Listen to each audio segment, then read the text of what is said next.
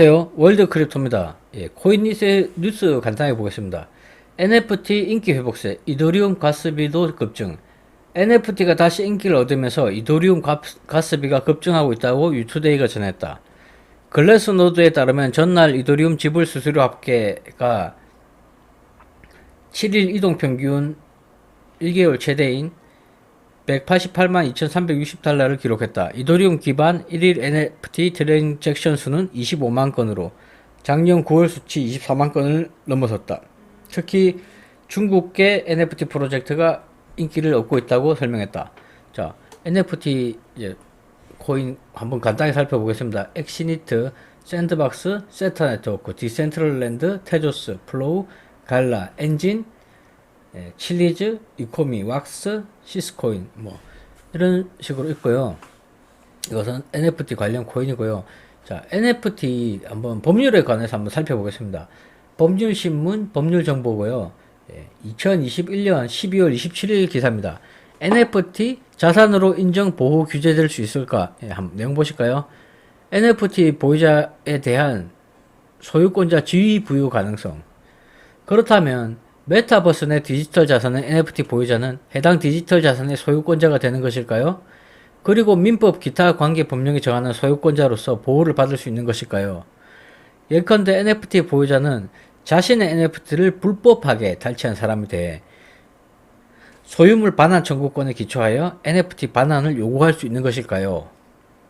자, 민법 제98조는 물건을 유체물 및 전기 기타 관리할 수 있는 자연력이라고 정의하고 있고, 소유권의 객체는 원칙적으로 물건이기 때문에 이를 NFT를 민 NFT를 포함한 암호자산의 보유자가 소유권자로서 보호되는지 여부와 관련하여서는 암호자산과 같은 전자정보는 물건이 아니므로 소유권의 대상이 될 수 없다는 견해입니다. 견해. 암호자산은 물건은 아니지만 배타적 지배가 가능하므로 그 보유자는 중물권과 유사한 성격의 권리를 가진다는 견해, 역시 견해입니다. 자, 다음 블록체인을 활용하여 데이터에 대한 특정성, 독립성, 배타적 지배 가능성을 충족할 수 있고 공시도 가능해지므로 소유권 부여를 위한 전제를 충족시킬 수 있다는 견해 등이 존재하는데 견해일 뿐입니다. 아직 이와 관련된 명시적인 판례나 유권 해석은 존재하지 않습니다. 반면 NFT가 대체 불가성이 있다 하더라도 개개 NFT 특성에 큰 차이가 없어 해당 NFT가 지불수단이나 투자수단 등으로 더 많이 이용되는 경우에는 가상자산으로 판단될 가능성이 높습니다.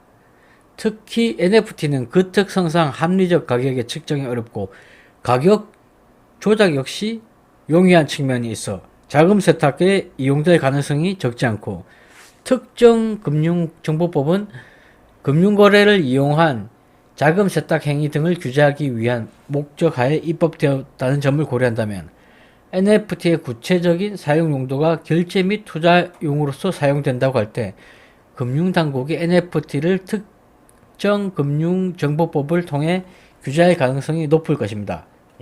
국내는 이런 경우고요. 자, 그렇다면 이런 생각을 하실 수가 있을 겁니다. 아, 저 NFT 작품이 예쁘다. 그럼 저 작품 예를 들어 예쁜 곰이라 생각합시다. 예쁜 곰을 제가 NFT 경매를 통해서 샀습니다. 자, NFT 경매를 통해서 샀는데 이거를 제가 식당을 한 개 차리고 싶습니다.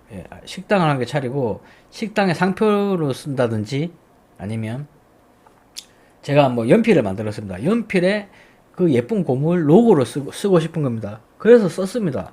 썼으면 소송을 당할 일이 많습니다. 당할 경우가 있다는 것을 알고 계셔야 됩니다. 자, 이것이 왜 그러냐면 이게 NFT 구매자는 특정 버전의 디지털 창작물에 대한 소유권을 가지지만 이 계약 조건에 따라서요, 디지털 창작물 이용에 제한이 있을 수가 있습니다. 예를 들면 창작물의 변경이나 수정, 그리고 상업적 이용에 제한이 있을 수 있습니다. 구매자는 디지털 창작물에 대한 저작권을 갖는 것이 아닌 것을 이해하셔야 됩니다. 소유권과 저작권은 분리되는 개념이거든요. 작품을 소유한 소유자라 하더라도 제가 샀다 하더라도요. 저작권법상 저작권을 갖는 것이 아니라 작품의 복제 전송 등을 위해서는 저작권자의 허락이 필요합니다. 자, NFT 구매자는 스마트 계약 조건에 따라서 저작물을 이용 허락을 한다. 저작물에 대한 제가 산 예쁜 곰에 대한 이 마음대로 이용할 수 있다는 그런 게 계약서에 명시가 되어 있거나 아니면 저작권을 제가 양도하겠습니다. 작품을 예쁜 곰을 만든 이 작가가 저작권도 제가 양도드리겠습니다. 구매자분한테 이렇게 명시가 되어 있어야지만 제가 그 예쁜 곰을 가지고 연필에 로고를 새길 수 있고요. 그렇게 거래를 할 수가 있는 겁니다. 자, 이게 제가 구매했다 해서 그 마음대로 쓸 수 있는 게 절대 아닙니다. 그걸 아셔야 됩니다. 이거를 모르시고 모르시고 이제 이 예쁜 곰을 이리저리 이용해야 되겠다 막 생각하실 수 있거든요. 그렇게 생각하시다가 나중에 소송을 당하실 수가 있는 거예요. 처음에는 만약에 예쁜 곰 연필이 인기가 없었어요. 인기가 없어가지고 뭐 별로 신경도 안 썼어요. 아유 뭐 저작권자도 뭐 작품을 만든 사람도 저 사람 예쁜 곰을 쓰는지 안 쓰는지도 알 길도 없고요. 하다가 인기가 있어졌단 말이에요. 예쁜 곰이 완전 세계적으로 인기 있는 연필이 됐어요. 그럴 때 문제가 된다는 겁니다. 저작권자가 알게 되면요. 그러면 이때까지 썼던 거에 대한 배상도 해야 되는 부분도 생길 수 있겠죠. 그래서 NFT 작품을 구매하시는 건 좋으시고 소장하시는 것도 좋지만요. 그것을 상업적으로나 뭐 이렇게 이용을 하실 때는 확실히 이 계약서에 마음대로 제가 쓸 수 있다는 그 계약을 받으셔야 됩니다. 제 개인적으로는 이제 NFT 지인 중에서 이제 NFT 이제 예술 작품을 좀 하시는 분이 있으신데 들어보니까 이거 어느 정도 수준의 뭐 당연한 소리인 것 같은데요. 어느 정도 수준에 이르면 이 좀 NFT 드로잉 하는 게 그렇게 어렵지가 않다고 얘기하시더라고요. 그래서 일단 이게 NFT가 자전거래도 좀 있어 보이고요. 뭐 당연한 그거는 뭐 어떤 것이나 다 똑같잖아요. 구매하실 때도